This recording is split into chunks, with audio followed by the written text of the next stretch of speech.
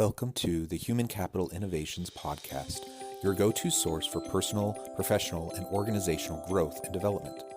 We hope you tune in often for all things people management, organizational development and change, organizational leadership, and social impact related. Maximize your personal and organizational potential with Human Capital Innovations Podcast.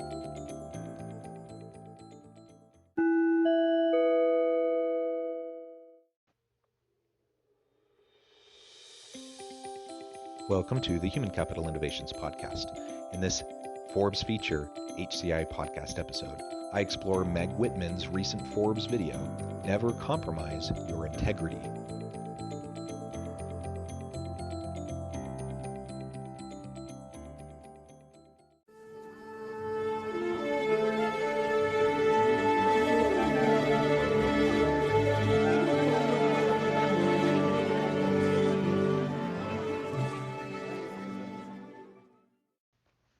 Welcome back to the Human Capital Innovations Podcast. It's great to be with you again today for this Forbes feature HCI podcast episode. Today I'll be exploring the recent Forbes video, Never Compromise Your Integrity, with Meg Whitman.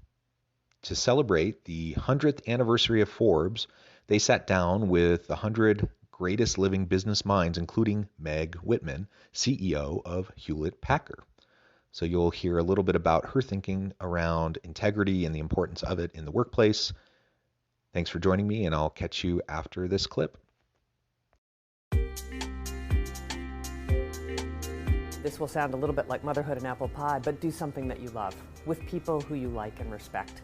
Listen, we spend a lot of time with people at work, maybe more time than we do with our family. So important to like the company, like the product, think that it makes a difference and that you enjoy the people. This first clip isn't specifically about integrity, but I think it is very valuable advice. Ultimately, we spend so much time at work with the people at work that we need to do something that we love, that we're passionate about, and with people that we care about. We need to work with an organization that has values that align with our values and vice versa. And ultimately, there may not always be a perfect fit, but we need to feel good about what we're doing each and every day. We have to find fulfillment. We have to find meaning and purpose, and there has to be alignment. If we hate our boss, if we hate our coworkers, we're not going to have a sustainable workplace environment. We're not going to excel. We're not going to succeed, and ultimately we're going to stagnate, burn out, and not have the type of success that we otherwise could if we found ourselves in a more empowering kind of a situation. So first and foremost, have the courage to align yourself with organizations that fit with your values. This may mean that you need to be a little choosy, that you don't take the first job that's offered to you, and that you need to be willing to walk away if and when things shift enough at your current employer, whether the alignment isn't there anymore. The other thing I would say is if you are ever asked to compromise your integrity, run, do not walk for the exits. Because in the end, the only thing you really have is your reputation. And ask yourself the question when faced with a challenge is, what's the right thing to do? And this is a very interesting thing because across cultures, the right thing to do could be quite different. And what I found both here and at eBay is if you say to a team, what would your mother say? If your mother was sitting in this room, or your wife, or your loved one, or your significant other, someone you really care about, what they think about you, and they watched this decision-making process, what would they say? And that will tell you everything you need to know. Because mothers work across all cultures. Everyone cares about what their mother thinks. Then the other thing is, how would you feel if it was on the front page or the cover story in Forbes magazine? How would you feel about that? So that can also be a good way to get people grounded on what's the right thing to do. And then be fast, be brave, be courageous, and make sure you figure out who the right partners are, because you can never do everything on your own. In the second clip of this short video, this is where she's really getting into her advice around personal integrity. Now, all we have is our reputation. And so when people ask you to compromise your integrity for the sake of a project, the team, the organization, recognize that organizations and leaders usually aren't going to come to bat for you if and when the time comes that you become a convenient scapegoat. And so there's not a lot of protection in sacrificing your personal integrity Just from a self-interested standpoint, you're often not protected, and it could really come back to bite you and hurt you. And so you want to protect yourself for that reason. You want to protect your personal identity, your how others perceive you, and all you really have is your reputation. So you need to really fight to protect it. She poses a couple options of how you can check yourself and make sure that you're staying true to your values, and really upholding, the importance of honesty and integrity in the decisions that you make. We need to think about, can we sleep at night? Can we look ourselves in the mirror? She talks about, what would your mother think? Also, would you be okay with this being on the front page of the newspaper, on the front page of Forbes? I think these are all good reflective questions that we can ask ourselves as we're really trying to understand, and particularly the more messy the situation, the more messy and complex the ethical dilemma that we may face. It really is good to take a step back and to be able to think along these lines.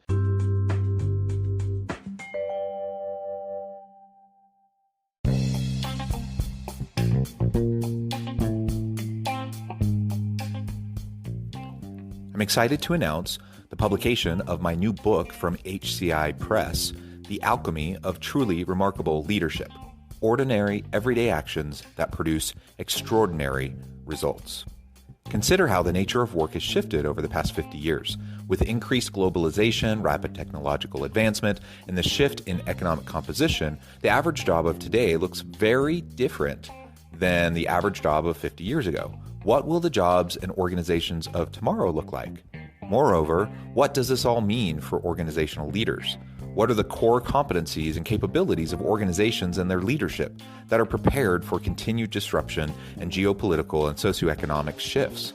Regardless of what the future holds, increasingly, leaders need to be socially minded, data-driven, decisive, champions of talent, and disruptors of the traditional notions of leadership, teams, organizations, and work. The Alchemy of Truly Remarkable Leadership will help you to explore your own leadership competencies and capabilities and consider ways to apply and implement them into your workplace and personal life.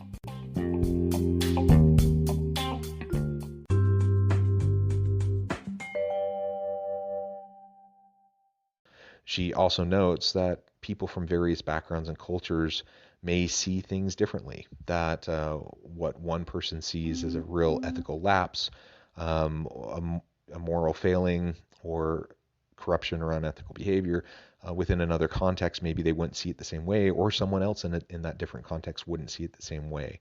So ultimately, we have to be grounded in our values. We have to continually come back to them. We have to learn how to prioritize them, because often our existing values butt heads up against each other, and that's why you have ethical dilemmas where you feel like you have to sacrifice one value for the sake of another. And ultimately, if we can look ourselves in the mirror at night, if we can sleep at night, if we can feel that our mother, our parents are proud of us, we can feel good about the public knowing about what we did if it was on the front page. These can all be really great self-reflective tools to make sure that we're at least making a decision that is consistent with our values. And if we're that uncomfortable about what we're choosing to do, we can pause, we can take a step back, we can really think about the consequences, the unintended consequences perhaps, that could emerge, how our decisions could impact a variety of stakeholders across different areas of the organization, the community, the environment, our consumer base, whatever the case may be. As I think about ethical decision making, as I think about moral and ethical dilemmas, as I think about the real difficult situations I faced in the past, ultimately I want to feel good about the decisions I make, that at least I knew I put a lot of thought into it, that I tried my best. I'm not going to always get it right. I'm not going to be perfect. Sometimes my biases will float to the top and will unduly influence my decisions, even without me being fully aware of it because of implicit bias. But if I'm thoughtful, if I'm self-reflective, if I take the time to pause and to think and to consider, more often than not, I'm going to get it right. And if I have the courage to act on what I know and feel to be right, then at least I can sleep at night. I've been in situations many times where I've had to be willing to speak up and to speak out, even if it could hurt me in my career, even if it could hurt my standing in the organization, even if leaders within my organization might look at me differently. But you know what? At the end of the day, I'm comfortable with myself. I know that I made the right decision, and I know that I stood up for those and used my privilege and my voice for those who are voiceless, those who are powerless. And I think we all need to think about ways to do that. And coupling back to the very first part of this short video clip, she talked about meaning, purpose, aligning yourself with organizations that you care about, with people that you care about. I think in the sense of connecting it back to integrity, I mentioned how we need to just be willing to walk away. Hopefully we have aligned ourselves with organizations that are congruent with our values, where we feel meaning and purpose and fulfillment. But if ever the time comes where that alignment is out of whack, where we don't feel fulfilled anymore, and certainly where we're being asked to compromise our integrity, not by a well-meaning individual, perhaps with limited perspective, who asks you to do something you're not comfortable with, you push back. Those sorts of situations happen all the time. But if you're consistently being asked to do things that are contrary to your values and in that expect you to compromise your integrity, that's not the place for you to be. And you need to have the courage to speak up, to stand up, and even to leave if and when things don't change the way they need to. This was just a short little Forbes video, but I really appreciate the insights that she shared. I encourage you to think about your own ethical decision-making process, how you prioritize your values, and what your protocol is for checking yourself when making these types of difficult decisions. And if you can do that, I think more often than not, you're going to be in good shape.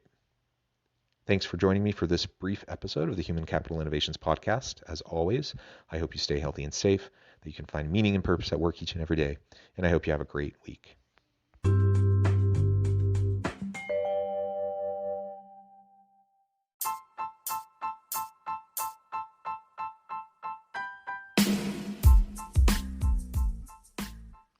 We are excited about the launch of HCI's new magazine, Human Capital Leadership. Human Capital Leadership is a free, interactive e-magazine designed to help individuals, leaders, and organizations find innovative approaches to maximize their human capital potential. We will be publishing issues quarterly in August, November, February, and May. Check out the first issue and let us know what you think.